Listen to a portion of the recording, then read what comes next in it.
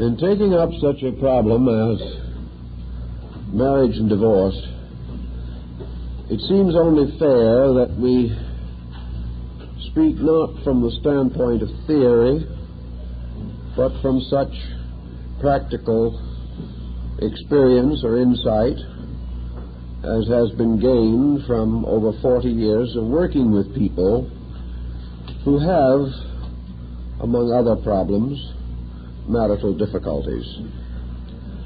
Therefore, we're going to restrain ourselves from theorizing and work with such elements as experience has shown to be true. Now, it is of course definite that our experience has been within a certain general area.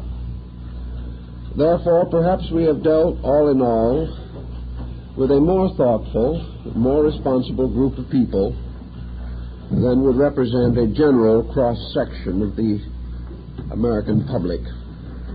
At the same time, if the thoughtful have their troubles, it is obvious that those less thoughtful will be even more seriously afflicted.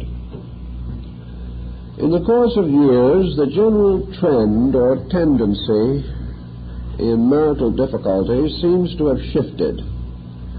Until today, I would suspect that the principal cause of trouble is essential and basic lack of self-discipline. Through the years, our thresholds of personal control have lowered markedly. Under the pressures of luxury living, with ever greater inducements to a rugged individuality, we are less inclined to be patient with other people, thoughtful of them, and less inclined to assume long responsibilities for which we see no definite advantages. Thus, in self-discipline, which begins in childhood and must continue through the years, we have the foundation of all enduring values. The individual who is self-disciplined is a better citizen, a better marital partner, a better businessman, better in his responsibilities to his friends and to all of the levels of the community in which he lives. The undisciplined person lacks the ability to direct his own efforts. He lacks the ability to place reasonable curbs upon his own conduct. He is unable to weather the various storms of pressure that arise. In fact, today we are producing a generation of people much too soft, lacking in all forms of self-control, easily over-influenced, too quickly depressed, too easily disturbed. Now, this may seem to be an exaggeration when we realize how very serious problems can become, and that sometimes even the greatest measure of patience will not do very much to solve them. But where we have, as at the present time, a divorce rate that is too large for common sense and public good, the divorces annually in this country are gradually rising to close to 500,000 a year. When we realize also that a considerable number of our people are under religious obligations which will not sanction divorce or make remarriage almost impossible, we know that there are many others who, if it were not for these restraints, would also seek separations. As each of these divorces influences at least two persons, and in many instances several children, we may safely say that divorce is now a tragic interlude in the lives of some 2 million of our people every year.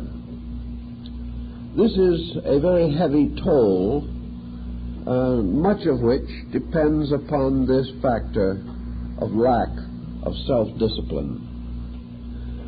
Self-discipline should tell us all very simply and quickly that life is not easy, that things are not going to go well all the time, that we are going to be faced with situations that require thoughtfulness and patience and unselfishness and kindness and forgiveness. If we are deficient in the ability to administer these gentler phases of our character, we are certainly not going to survive the numerous shocks that flesh is heir to. We are going to find small difficulties magnified. We are going to develop into a neurotic over situations that 50 years ago no one would have paid any attention to. So we can go back and consider the problems when I was doing religious counseling as a minister in the 20s and 30s of this century. We found that the average person who had marital difficulty came to seek strength to carry it better. Now, in some cases, this may have been a futile attitude, and it was, and no question about it. But these persons believed that the primary responsibility in marriage was to preserve the marriage. They wanted to do everything possible to them to help to understand, to overcome the weaknesses in themselves which might contribute to the breaking of a home. Most of these persons were willing to go far beyond halfway in their effort to keep the home together. They were willing to sacrifice a great part of their own individuality, their own freedom, even their own peace of mind, if as a result they could maintain a better and more purposeful family relationship. In the last 5 or 10 years, this attitude has markedly diminished. The individual today finds difficulties, pressures which he cannot face with dignity. He finds the smallest flaws in other people unbearable. He has no time or consideration to consider his own contributions to the difficulties. He assumes that everyone should understand him and feels no responsibility to understand anyone else. He takes the attitude that a home is primarily a place in which everything should run well of its own accord, or as the result of a steering committee composed entirely of the other member of the family. He assumes, or she assumes, that things should go naturally well because the other persons involved went out of their way to make things as agreeable and comfortable as possible for the individual who is complaining. This attitude carries with it also a continual diminishing sense of responsibility for family as such. The Chinese philosopher Confucius pointed out that the strength of a nation lies in the unity of its homes. We used to feel that this simply meant that the broken home was a contemporary disaster in the generation in which it occurred. I think Confucius meant much more than this. It is from the insecurity of the home that children must come without the adequate foundations necessary to build homes for themselves later. Thus, the broken home is the beginning of a chain reaction that may endure or continue for several generations. All these chain reactions making it ever less likely that the homes of the future will be secure. We realize also that in various educational institutions where domestic problems have been considered as part of the educational program, there is a distinct improvement in marriage probabilities.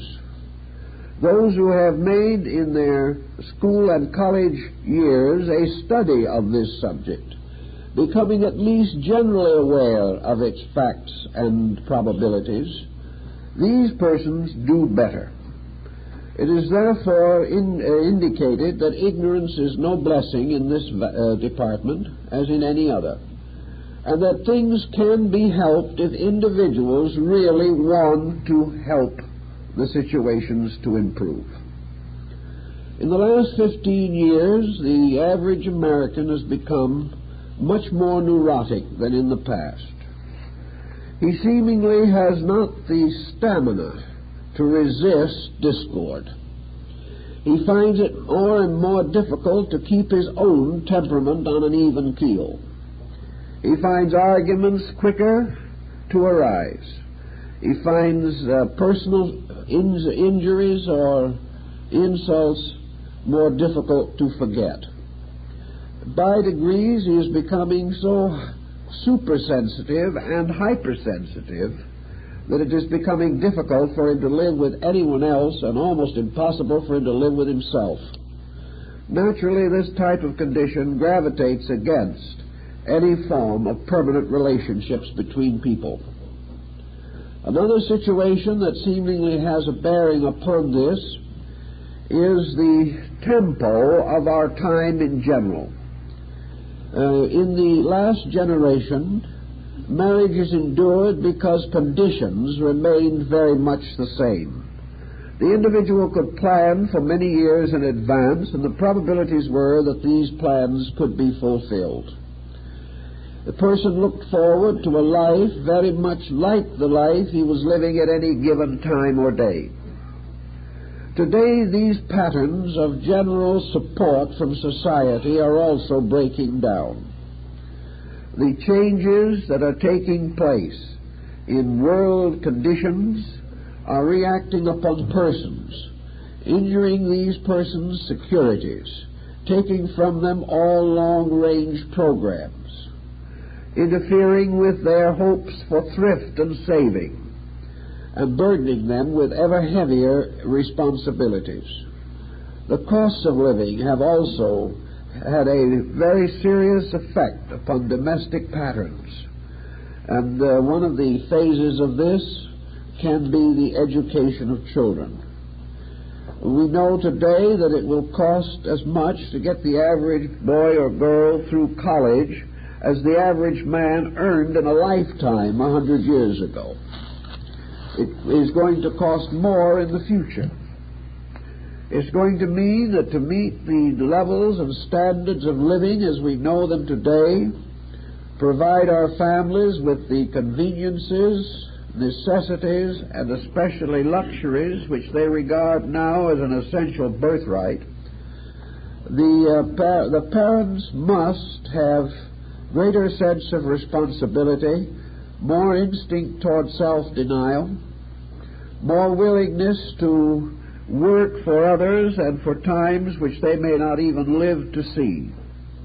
These feelings are not of the moment, for the individual today wishes to spend what he earns as he pleases, and the sooner the better.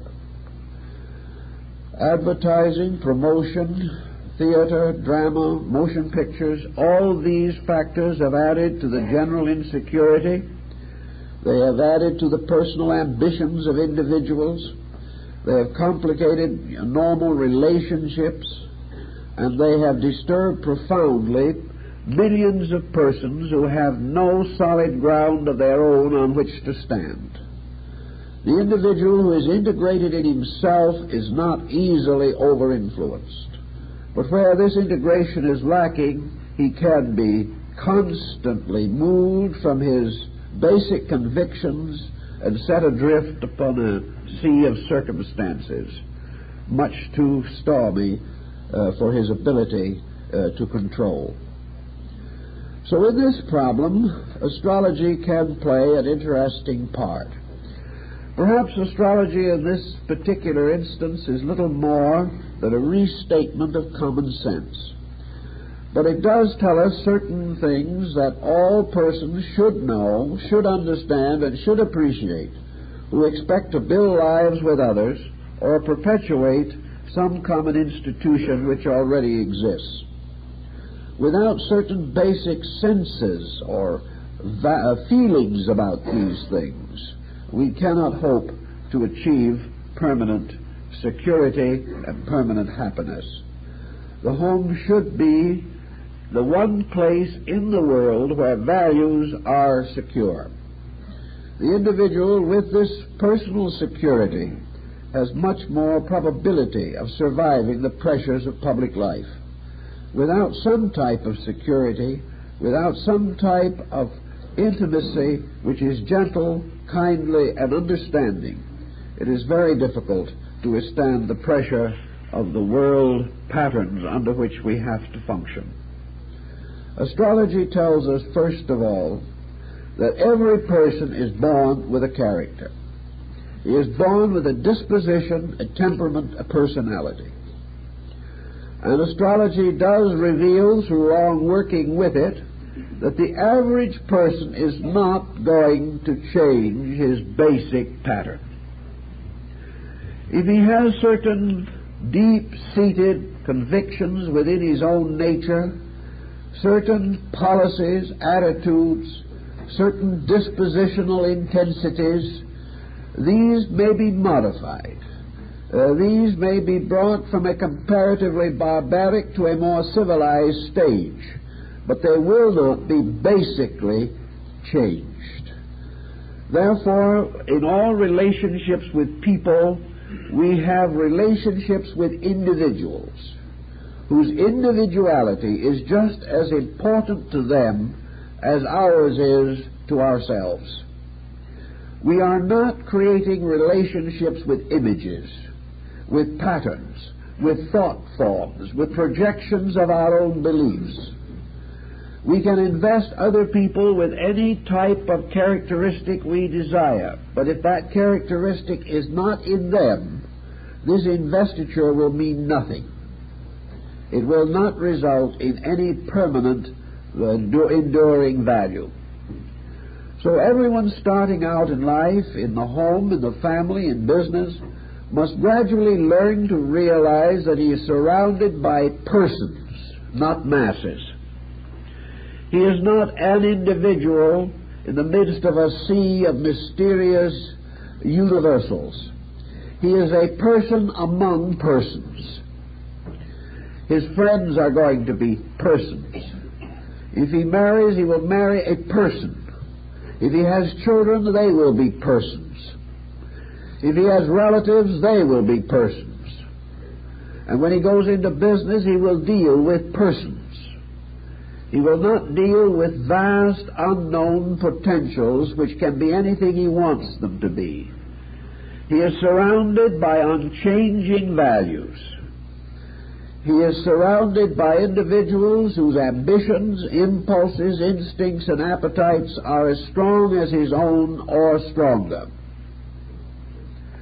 Thus, he is not in a world in which he can drift along and expect smooth sailing. He is in a world in which he must share, he must work with other people, he must give them the rights to their own ideas, he must defend his own principles, but he also must have the genius to discover when other people are more correct than he is, and he must have the willingness to adapt his own personal pleasures and prejudices to such facts as he may discover as he proceeds. Each person is born with a nature, is born with a degree of selfishness and unselfishness, a degree of self-control and a degree of lack of self-control. Each person has his own preferences in every area of life.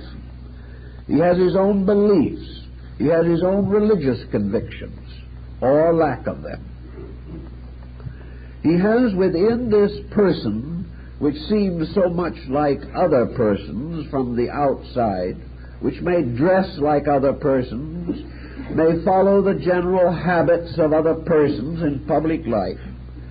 He has to face that within this person that seems to be just one of many, there is always a uniqueness of some kind. And this uniqueness must either be appreciated in relationships or it will become an impossible pressure. So from astrology we learned that the common, everyday values of life can be mixed and co-mixed into an infinite diversity of patterns. That in these patterns, in the midst of them, as a spider within its web, is the individual who has created this intricate patternry of his own life by the pressures of his own nature, by the intensities of his emotions, and by the directions of his mind and will. Here he is established. And in most cases, this establishment among Western peoples is hopelessly self-centered. It is self-centered because the average person does not understand how it can be otherwise. It never occurs to him to become non-self-centered. His entire concept of success depends upon getting ahead. His concept of distinction leads to actions likely to advance the individuality of self. So self is frightfully important. Now in religion in the older days, nearly all great philosophies and religious systems advocated the development of unselfishness. Some way it was recognized that this self could become excessive, and by humility, by humbleness, by detachment from the tremendous intensities of self, the individual gained a certain reward. The reward of being more adaptable, more adjustable, and more companionable with other people. If we take the horoscope of a person, we find that in this chart there are certain indications. One of these indications may have to do with the vitality of that person. We begin to estimate how much energy supply this individual has. Is he going to spend his years in a very positive relationship with society? Or is it going to happen that after a while he is going to get very tired? And in this tiredness, give up perhaps not only many of his ambitions, but perhaps a number of his values. So we have to determine the degree of the life principle that is available to that person through his span here. What is his physical health situation going to be? Health has a tremendous effect upon mental and emotional attitudes. And attitudes, conversely, as we learn from psychosomatic medicine, attitudes have a tremendous effect upon health. So we have a person whose life expectancies, whose vitality expectancies are going to affect disposition. The next problem we may consider will be the imagination of this person, usually invested in the moon. If this person has an extremely powerful imagination, he may develop into a great creative thinker or a great creative artist. But if this imagination is afflicted by restrictions and limitations of faculties, if it is adversely related to other elements of character, this imagination may turn into one of the cruelest of all emotional problems, and that is suspicion. It may develop jealousies. It may cause this person to allow his emotional life to be led away into negative apprehensions of all kinds. Jealousy can and often does become a very dangerous factor in the life of the individual. It can cause the most dangerous and tragic consequences, and at least can lead to a long enduring neurotic reaction to daily experience. So imagination is very important. How has this imagination been trained? One of the ways we train imagination in our modern society is through disillusionment. The individual who perhaps had a reasonably well-organized imagination, but not much strength of will, has a series of unhappy experiences and becomes disillusioned. From that time on, his logical factors are impaired, and he begins to confer previous conditions upon future possibilities. He begins to consider negatively all things that can happen because of certain things that have happened. Another problem in imagination is that it loses all sense of realities. It causes an individual to look back upon a life that is far happier than the average and see nothing good in it. It causes a person to remember every misfortune he has ever experienced and completely forget the numerous happy and fortunate occurrences which he has enjoyed. Imagination, therefore, can turn an individual with only a reasonable burden of responsibilities into one who regards himself as the most afflicted of mortals and can see no reason why he should not feel that both heaven and nature are against him and have been from the beginning. In addition to imagination also, the study of the horoscope reveals the nature of the individual's basic integrities, largely through the positions of Saturn. These integrities are the honors or the values that will not change. These values perhaps will slightly disappear or have a tendency to be modified during the intense middle years of life.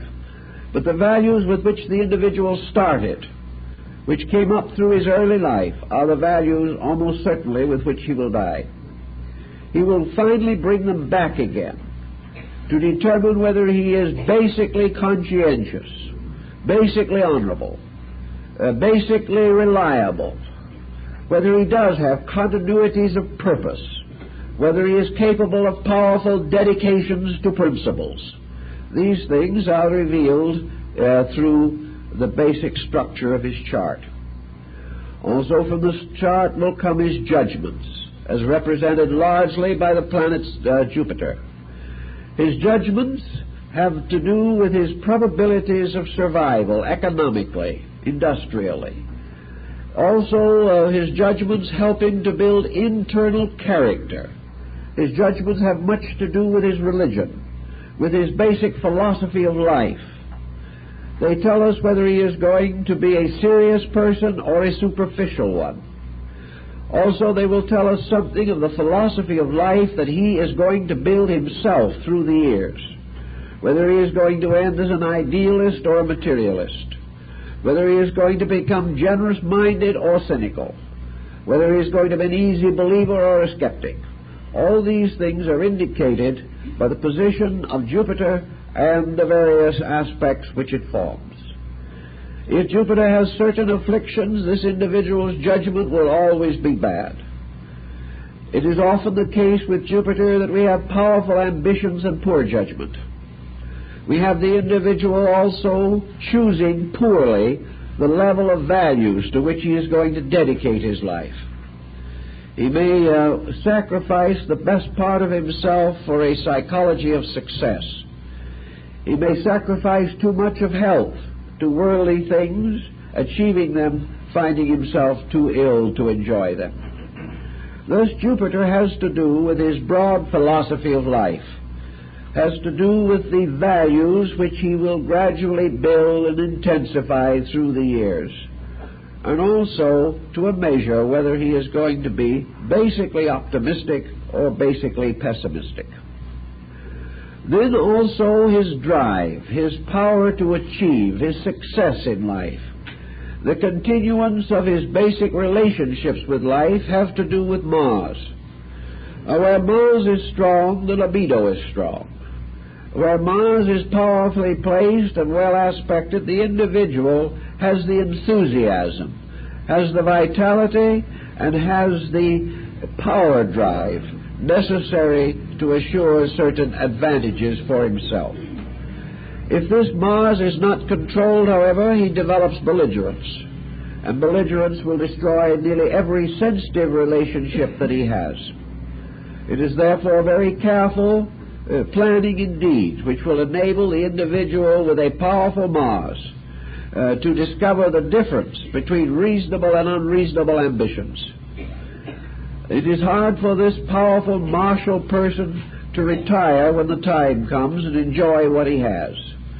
He puts off rest for the future, when in many cases his restlessness will never permit him to catch up to this future of peace that he longs for. Others take the attitude that they want to end this life in this harness of activity. They want to keep right on to the end, working, building, struggling, and if necessary, scheming a little. Mars, in any event, relates these more definite activities with which we are concerned. Venus bestows its beauty upon our lives. The powerful Venusian person is by nature an aesthete.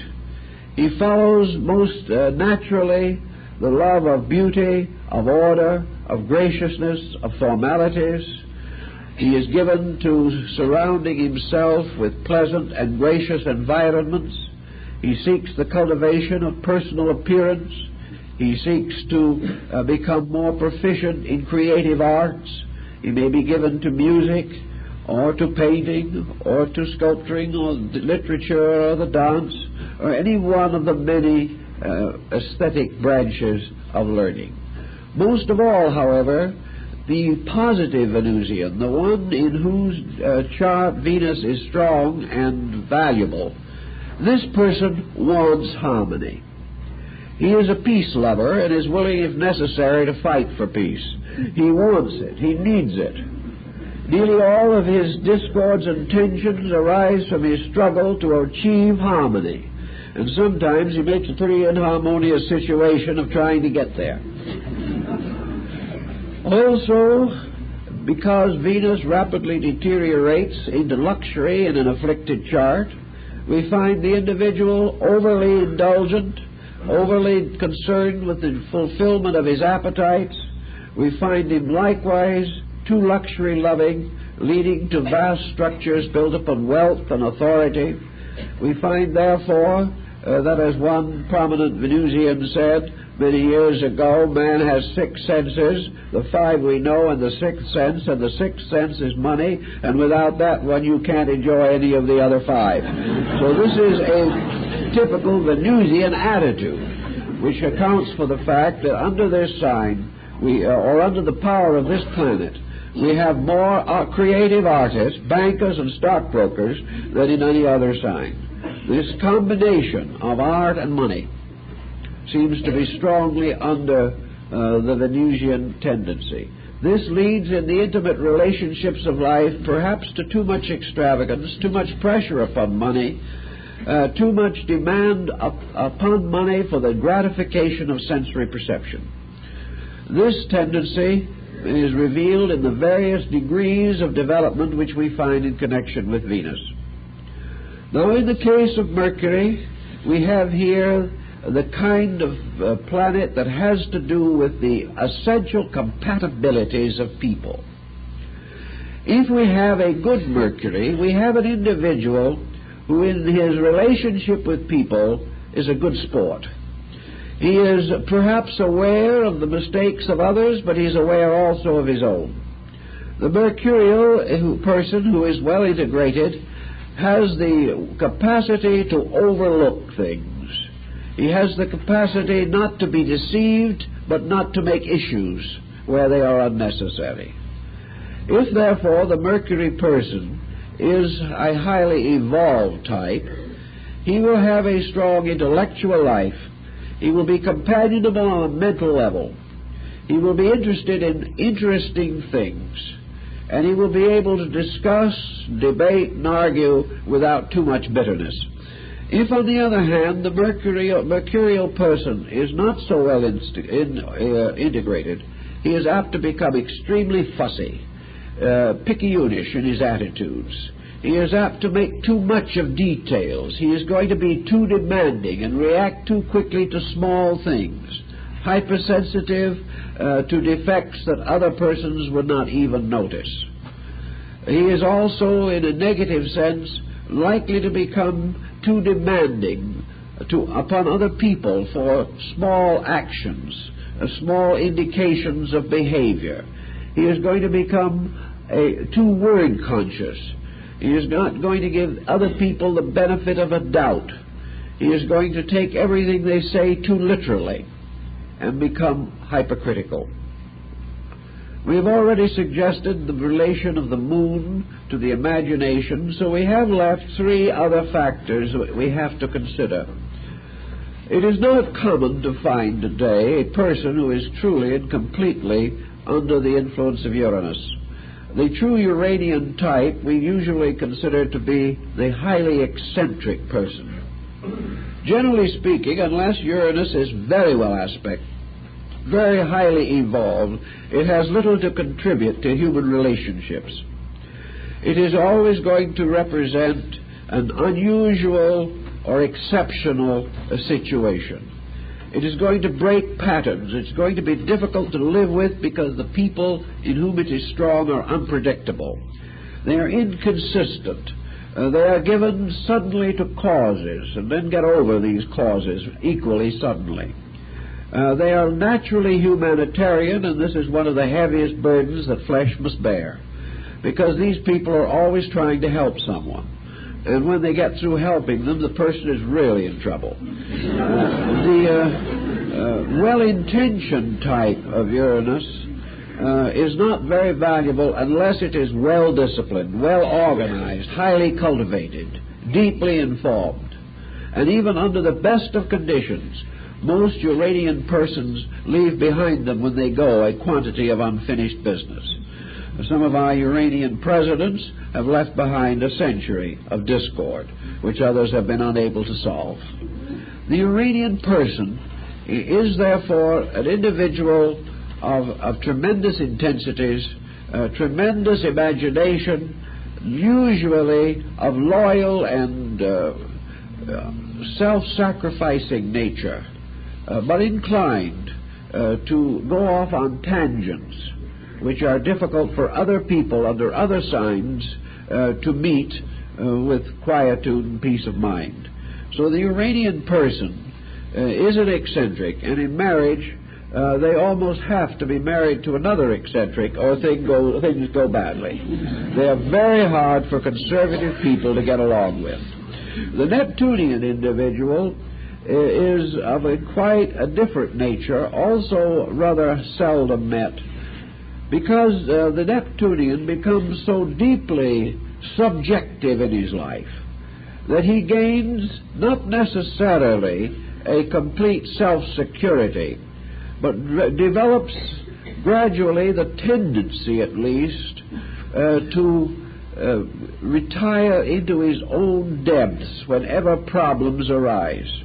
Neptune, therefore, makes these silent sufferers that are a great cause of discord to people who like to be more articulate. It is very hard sometimes to get along with the person who won't talk back, who will not get angry himself, who will not do the very things that we do, because if he has better control than we have, he makes us a little ashamed of ourselves, and then we really hate him. It's very hard to work with these people because we can't get at them. They are very isolated in their ways of life, and your strong Neptunian often goes into religious orders, often departs from general worldly situations, and takes on a strangely detached existence. If he is particularly well integrated, he may go strongly into mysticism and higher idealism, and will become a very patient, thoughtful, but somewhat detached and somewhat forgetful individual in matters of worldly relationships. But if he is afflicted or has a Neptune that is not well placed, he is a person who has mysterious, deep pressures which he cannot control and which flow out from him to create confusion and discord around him if he's not very careful. The Pluto person we know very little about up to the present time, but we suspect rather strongly that he is, again, more or less of this secretive type. that he has to do with deeper inner pressures of personality, that his life is strangely affected from early childhood. Most Pluto persons in whom this planet is very powerful seemingly have been markedly changed by sudden events in early life. They are the persons who carry, perhaps more than any other group, the tremendous stamp of a favorable or an unfavorable environment as they grew up. They are almost perfect examples of what the psychologist calls the product of environmental pressure. Thus, these people have been molded or moved often contrary to their original natures, and this in turn leads to conflict for which perhaps there is no obvious explanation. So if you take these separate elements now and then you combine all of them into a still larger compound, it is obvious to any thoughtful individual that a person, and every person must have all these factors within his personality, that each person is a very complex structure, that he is one we cannot expect to solve easily, nor can we expect this person to follow in any general direction. 200 or 300 years ago, the institution of marriage functioned very largely on a military basis. The typical German home of the early 19th century had father as general, mother as captain, and the children were all private soldiers in the rear rank. There was perhaps one top sergeant, the eldest son, who was being groomed for high office. If anything happened to father, mother automatically became general and was never lacking in generalship. She was quite able to take over the situation. It gave her the opportunity to extrovert that she may have waited for 30 years, and she did a pretty good job of it. This tendency, however, to the regimentation of families resulted, of course, in an outward serenity which often covered a concealed disorder. Most of these very well-regimented homes were not essentially successful homes. They were more successful in a time when they were generally accepted, because we have always been servants of style. We have always wanted to be what other people were. And when everyone was regimented, we thought to be regimented the same way. This tendency, however, has gradually changed. And today the regimented home is a highly debatable issue. It is doubtful if it even exists as we used to know it, unless it may be in less advanced social groups. But today the home is not regimented. In fact, it has gone so far off the deep end of lack of organization that its condition is perilous and its boundaries completely indefinite. There seems to be no way of bringing it into the old arrangements that we once knew. Yet it must have some arrangement, because today it is losing practically all of its purposes and functions. It is no longer contributing to anything. It is no longer even an economy. Things have so changed that we have to begin to reevaluate some of the patterns of home relationships. Everything exists for a reason. Nature, in its infinite wisdom, did not create human relationships merely from some arbitrary whim. Human relationships exist for one purpose psychologically and one purpose biologically. Biologically, the purpose is the perpetuation of the species, and to this end nature has conspired in every form of life since the beginning of time. Psychologically, the purpose of the family or the home is education. Psychologically, we are brought together in order that we may learn to advance common destinies. We are brought together in order that we may complement deficiencies in our own natures. We are brought together in order that we may develop certain virtues and unfold certain richness of psychological overtone within ourselves. The final end of marriage for each person is that that person himself grows through common relationships with other persons. The sacrifice that the individual makes to maintain a home is a form of growth for that individual. It is a symbol of gradually developing maturity. The individual who accepts no responsibility, desires no responsibility, and if he is forced into it, resents it to the end, this individual is a perpetual adolescent. The individual who wishes only to do as he pleases is the child mind, or at least we may say is extremely childish. This person is lacking in the depth of character and in the sense of responsibility which we all must have in order to survive. So relationships become forms of discipline.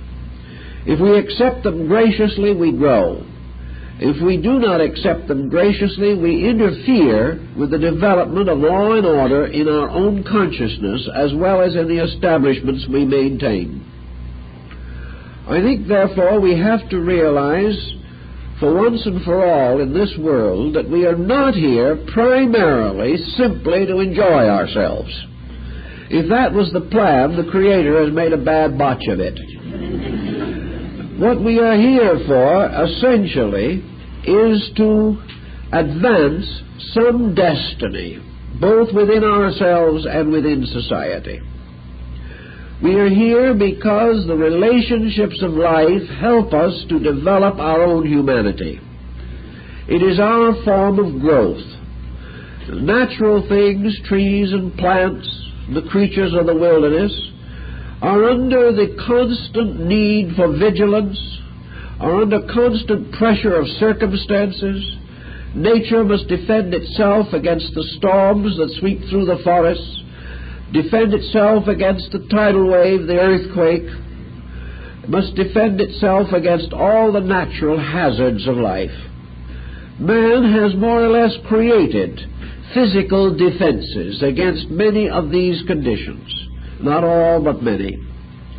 But this does not mean that nature has no plan for him beyond the preservation of his own physical existence. As man solves the mystery of physical existence, he is faced with the greater mystery of psychological existence. He is faced with the need for the development of his own maturity. Now, we cannot say that the world moves in a completely consistent pattern toward growth. There are many interludes, many changes, many occasions which appear to be retrogressive. But out of the whole broad pattern, we know that man is moving inevitably toward self-control, self-direction, self-responsibility, self-discipline. These are the directions that nature wishes him to travel. These are the directions in which lie his hopes for security and peace. And nature, which is always using the same essential technique, having decided what was necessary, no longer permits man to have securities of any kind unless he develop these strengths of character within himself. Thus it happens that the individual today must either have the sense of responsibility or suffer. He must discipline himself or find the various things in life which he regards as desirable slipping away from him. So every once in a while people come in to find out how we feel that they should advance along the road of matrimony. Some are planning it, some are enduring it, some are recovering from it. But they're all here for some reason. Of course, those who are enduring it are by far the greater number, for the reason that those who are planning it are not usually philosophical at that time. The individual who has no basic subconscious maturity of judgment certainly is not in a good condition to plan a future when he is under heavy emotional stress. At this time, he is suffering usually from a number of defects for which we have no clear solution. One, he is suffering from youth, and youth is inexperience. In youth, the individual cannot know what he will know 20 or 30 years later. Therefore, in youth, there is only one strength for the individual, and this is the strength that has been taken from him today. This strength is parental example. This strength is the natural experience of growing up in a well-integrated home. If he has this experience, he will develop a subconscious power to direct his own affairs. But if he has lacked this integration in his own growth, he is then hopelessly at disadvantage when the time comes for him to select a marriage partner or attempt to establish a family. Actually, what kind of people work best together?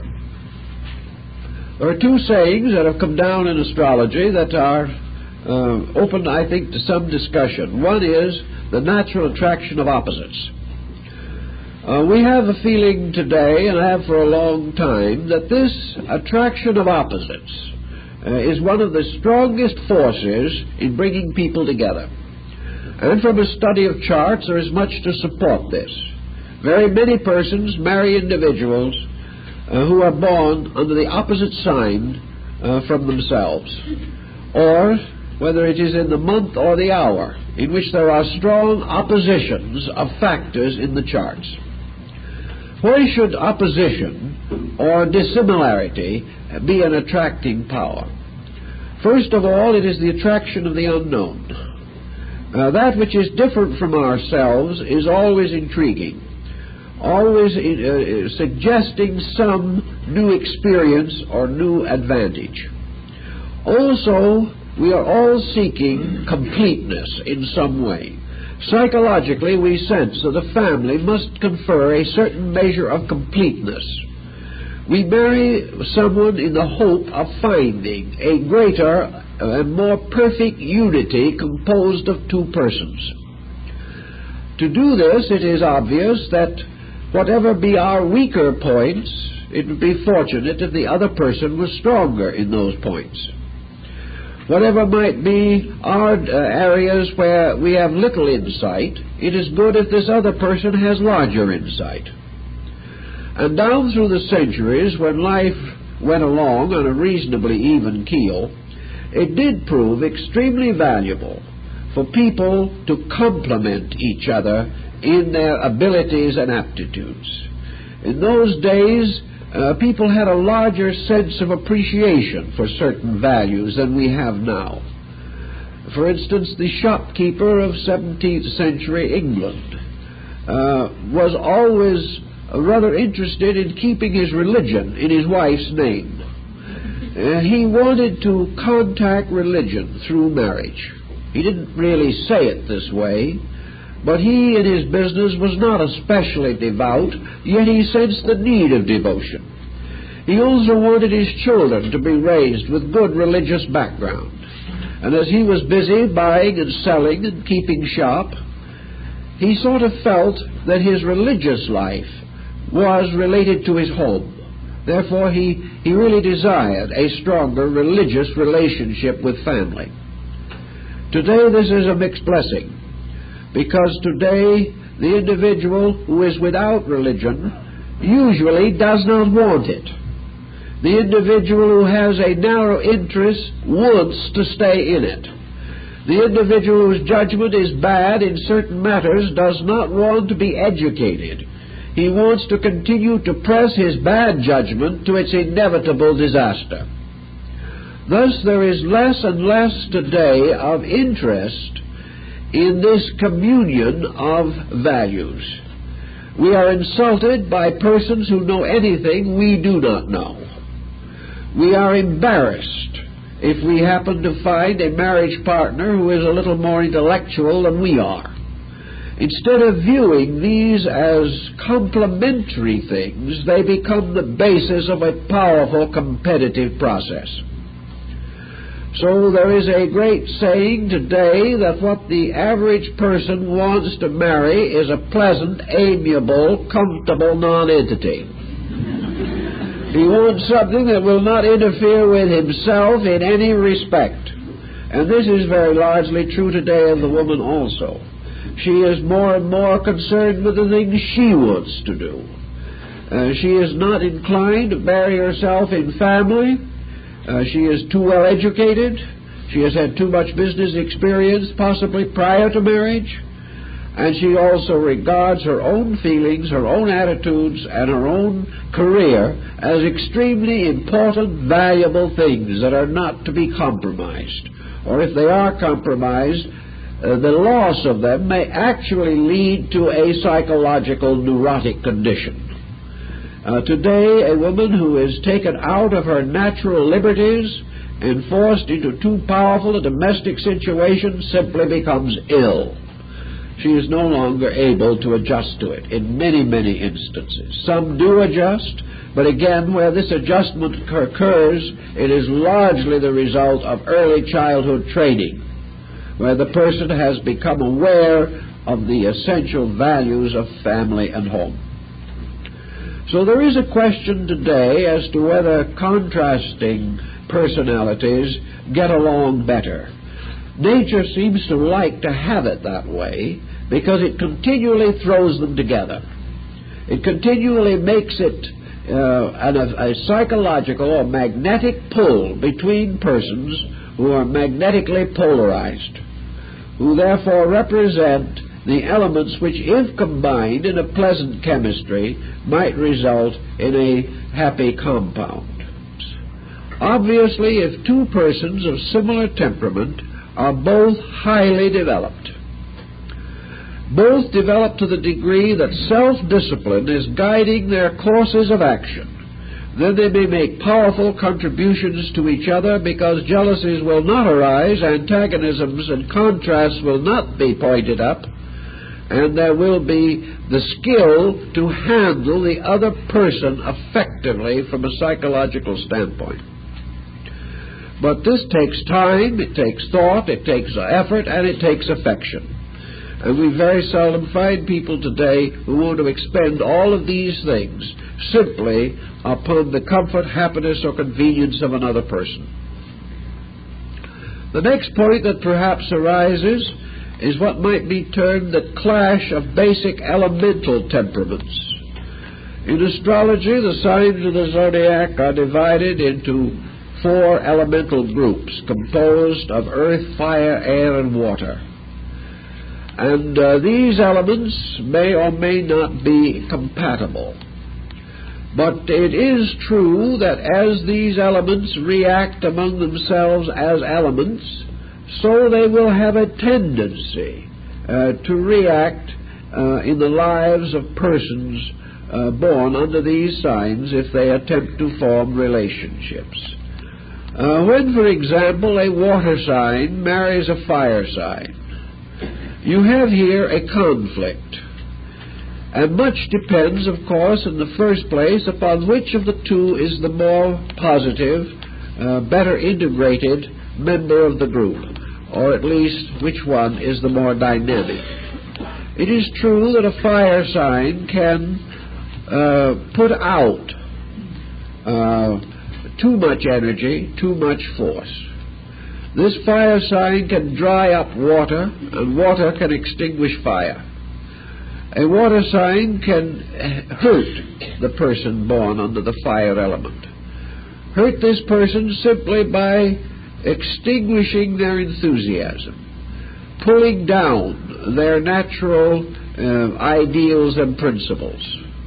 It is also true that the fiery personality is not compatible or happy for the water person, the water sign. It dries it up, changing the watered area into a desert. A desert in this case simply representing a sterility of enthusiasm or of manifested energies. So each of these groups of elements suggests the effect of people upon each other. They suggest how we have to watch and measure relationships in terms of these factors. In astrology, however, there is one factor that is very difficult to determine. And this factor probably can only be determined by an intimate knowledge of the person who is seeking the assistance. And that is the level upon which this person is going to react. All nature is divided into strata in one way or another. We are all upon levels. And these levels represent the degree of value in which various planetary situations will express themselves. Any individual can have any group of planets. Therefore, how he is going to react depends entirely upon the level of his own consciousness and his own integration. All things taken together, therefore, compatibility in marriage, it would seem from experience, depends more upon the levels of relationship than upon the actual positions of planets. If the levels are right, the planets will work out. If the levels are wrong, the planetary expressions cannot come into harmonious relationship. It is therefore rather important for the individual to marry, if possible, within a level in which the other person has had some common experiences with this level as a common denominator. If one person marries an individual who's socially too far removed in levels, there is bound to be additional complications. This is also true increasingly in problems of religion. Religious liberals may intermarry with comparative ease and with very little difficulty on a religious level, and their religious lives will be easily solved. But very intensely devout persons in very conservative faiths seldom do well to marry outside of them. Therefore, if we have a strong religious prejudice, then it is difficult for even the most continuous relationships to overcome this prejudice. The same is true of many other social activity areas. The individual who has certain likes and dislikes must be thoughtful in the selection of a marriage partner whose level of life is somewhat similar, though not identical. This is one of the problems that we always have to face. Another situation that arises in matrimony is the compatibility of age intervals. We know that people who are widely separated in ages have difficulties, but this is again not a clear picture. The reason why it is not a clear picture is because we measure age entirely in terms of the body. Therefore, we say that a man who is 60 who marries a woman who is 40 is probably marrying a woman too young for him. This may be true and it may not be true, because it is possible that the man is mentally and emotionally less mature or less old than his years, or the woman may be older in qualities of character and consciousness. I've known several instances in which marriages with extremely wide age intervals have been successful, and others where the intervals are very close, which were utterly unsuccessful. Again, all human physical problems depend largely for their working out upon the temperaments and attitudes and convictions of the persons involved. It certainly would be an advantage, I think, in the average family if some member of the family had some basic knowledge of astrology. It would not only be helpful in gauging the daily events of life, but would certainly be most useful when the time comes to consider the arrival of new persons as children in a family. It used to be that children were dominated from early life by the strong pressures of family discipline. A well-disciplined family gave support to children at a time when they were unable to give direction to their own emotions and thoughts. The child growing up in a secure, well-ordered family received, therefore, a tremendous endowment. He received an early training of obedience, of insight, and of some responsibility. The most successful families were where the children also had their duties to perform, were expected to contribute to the general happiness of the group, and the child was not supposed to start out at an early age on a willful course of complete self-satisfaction. So if the family was strong until the child was 10 or 12 years old, this child had a good deal of basic discipline, and this would be of the greatest value later. Today, however, lacking this discipline and lacking usually the incentives or the willpower to enforce discipline upon children, many parents are today in a state of complete bewilderment. They are also, many of them, absolutely under the tyranny of their own children. The child has gotten the upper hand, and nothing could be more tyrannical than a small human being with that discovery within his consciousness. So the parent needs some aid, some guide in determining the type of discipline or requirement that a child should have.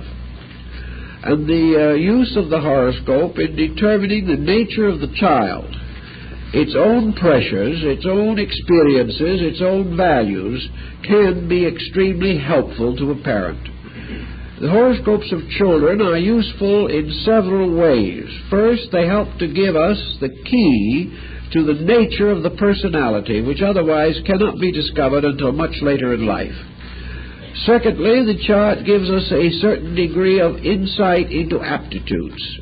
It helps to direct the child into a proper educational area at a time when the child has no idea as to what it really wants to be or how it expects to get there.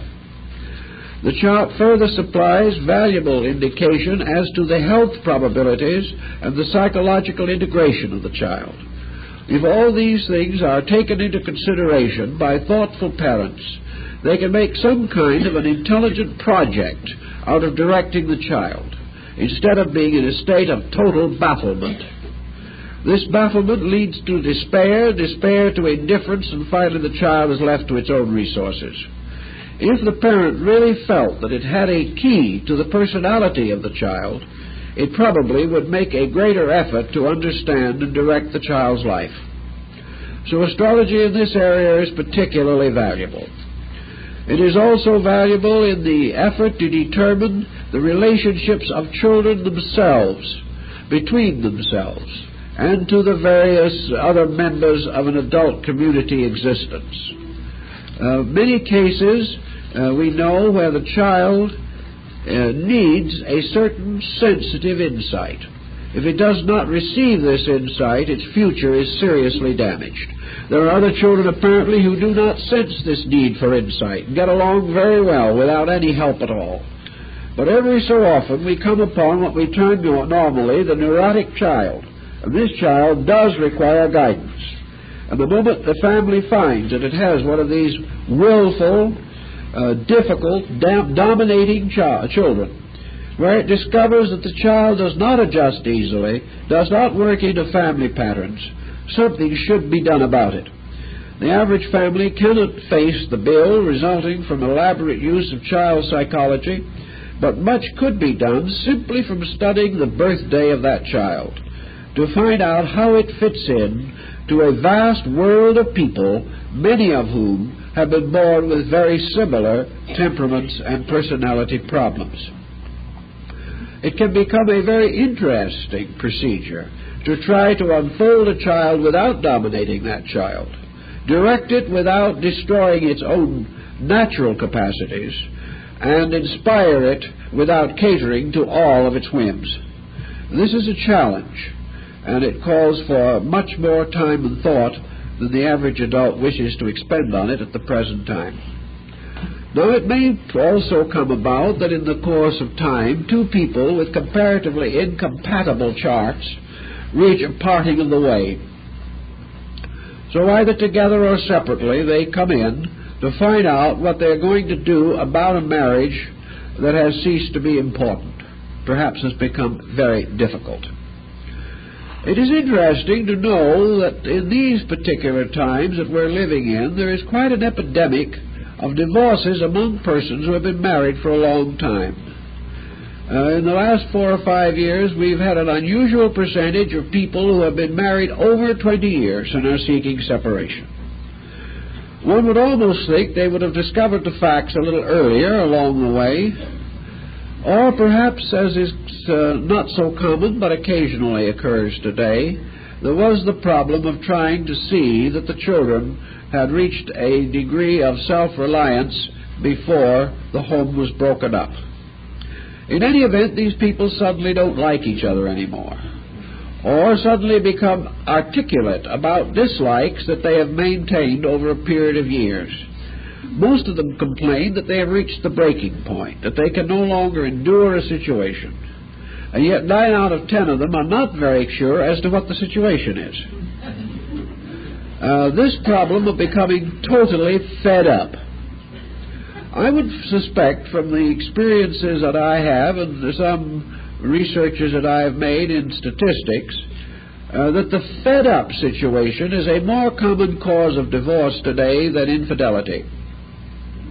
The individual is not really interested in anyone else. He's mostly interested in himself and the peculiar predicament in which he finds himself involved. Most of these divorces are based now upon one or both persons taking the attitude that they are simply not understood, that every effort they have made to achieve certain common goals as common ends, all these efforts have been rebuffed, that they live with a person who is either indifferent or actually malicious in attitudes or conditions, or a person whose faults, which always existed, have become too obvious to be endured any longer. Well, this type of situation seems to, in most instances, merely be a gradual process of one person waking up to the defects that were always present in the other.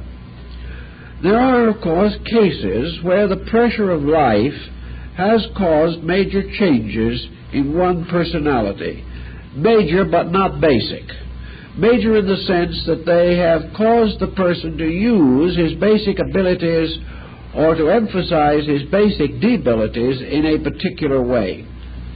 One of the most common problems that we're developing today is the alcoholic marriage partner. This situation does not mean that somewhere along the line the individual became alcoholic. It means that all the way along the line the individual was lacking in certain values, that this individual was lacking in the basic integrations of life. The average alcoholic is psychologically immature. Therefore, somewhere along the line, immaturity took a very childish route of escape and became alcoholic. What to do with this type of situation is always difficult. It's one of the hardest problems we have to work with.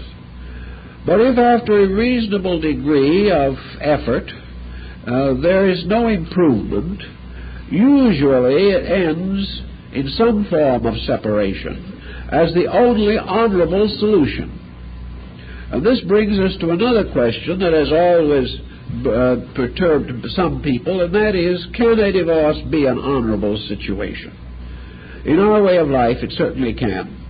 There were times, perhaps, when it was not really nearly as justifiable as it is today.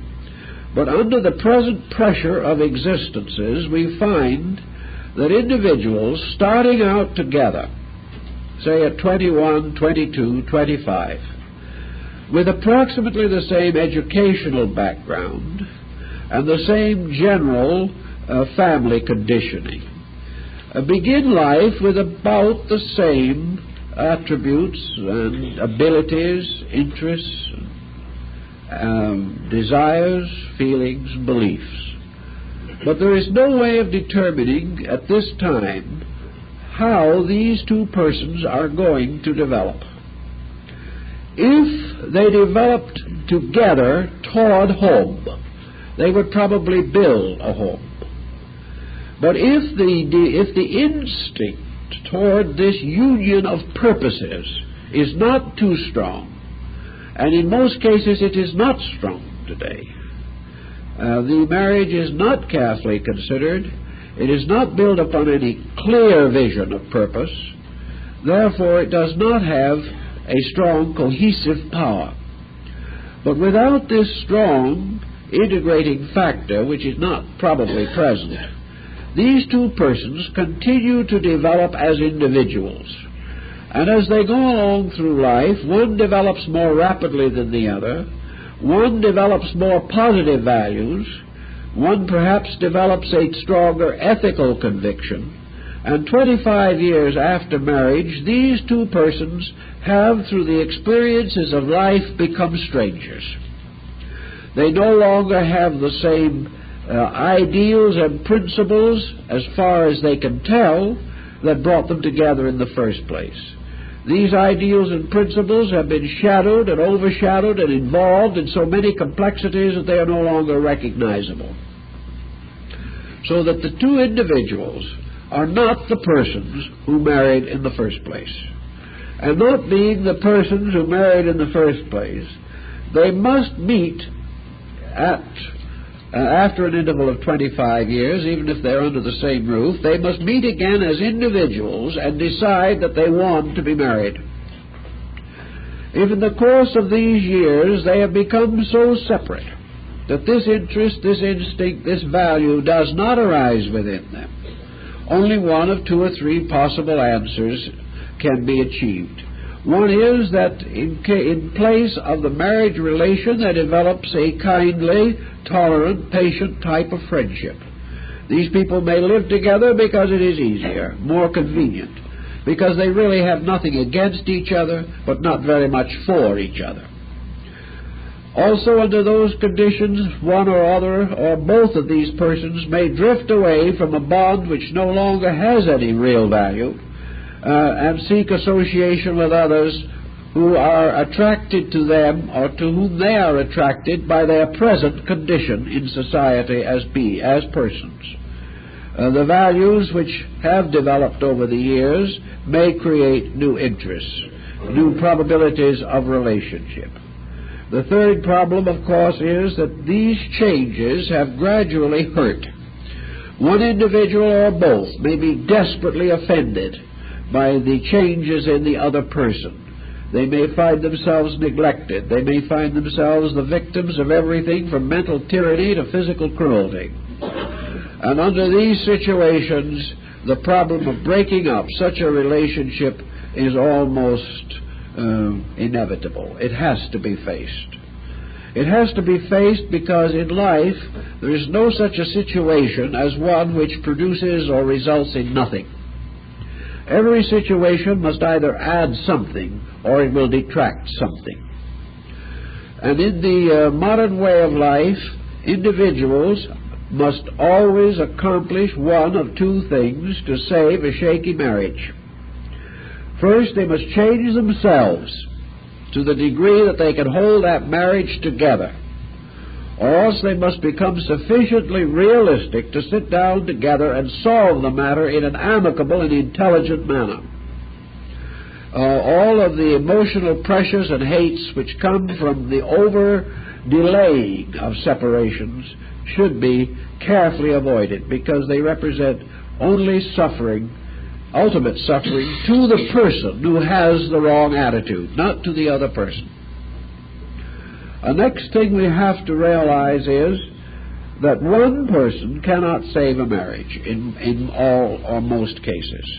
The complete sacrifice of one individual to the tyrannies of another will not solve the problem.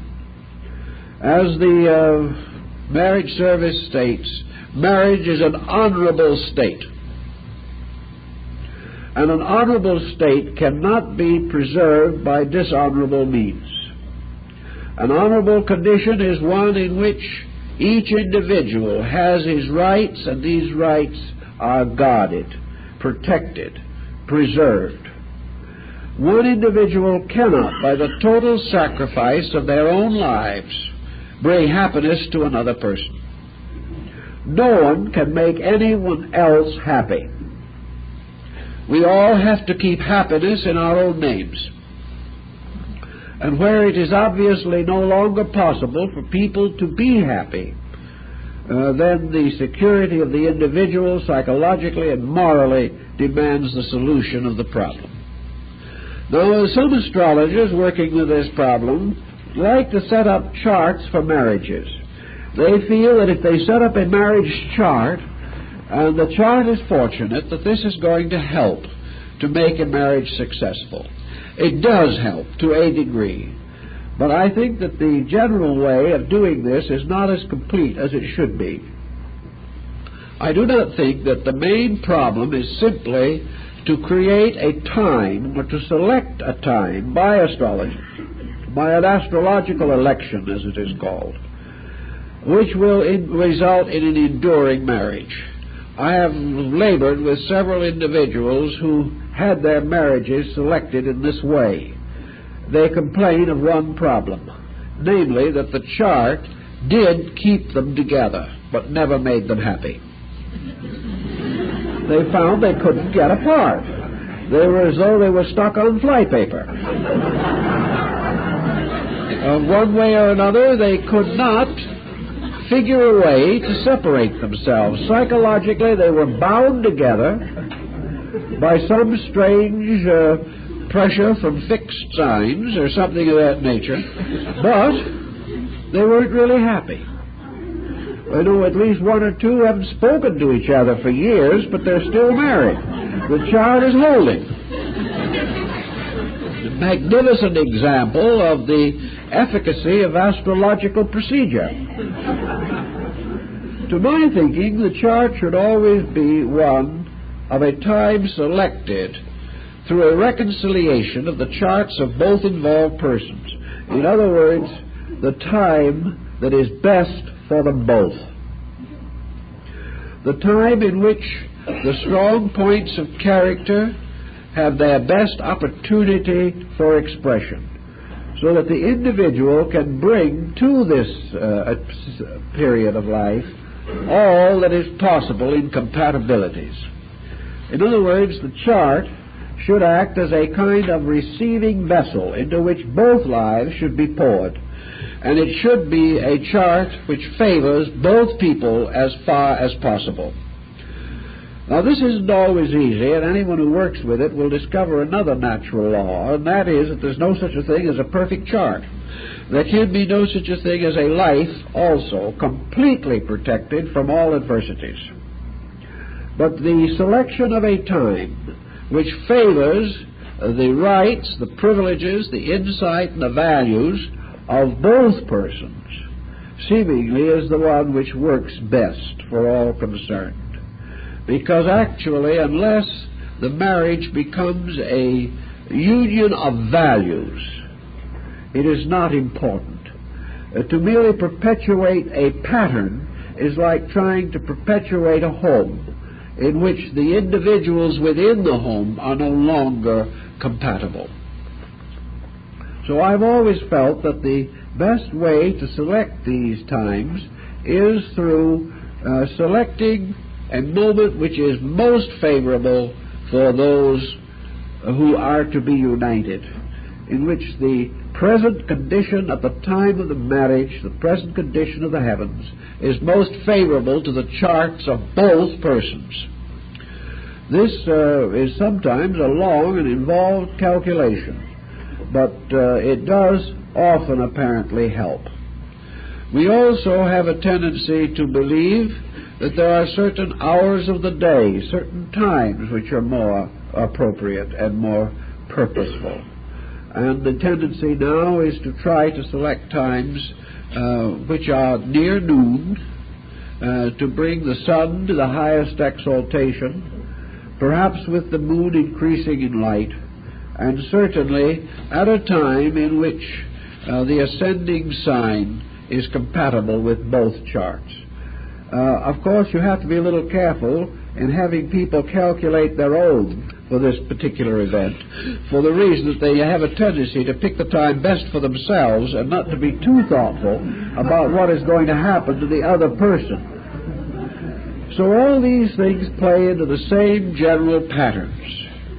But out of the whole theory of astrology in connection with marriage, I think we come back primarily to the psychological importance of being able to realize that people are wonderful chemistries of values, that they're not just simply masks in front of a vacuum, that behind each one of these masks is a living person. Our problem is to live with living people, just as they have to live with us. And the best marriage that I know of, one that endured past its diamond jubilee, was one in which each individual admitted frankly that the great formula for the successful marriage was that each person thought first of the good of the other. Keeping their minds off of self-pity and things of this nature, they were able to steer their course more effectively. If young people who are contemplating marriage can gather up sufficient resource and sufficient self-control to discuss their problem either with a marriage counselor or work with their horoscope, it would undoubtedly reduce a lot of bad marriages. It would give the individual greater insight and give people something to build on.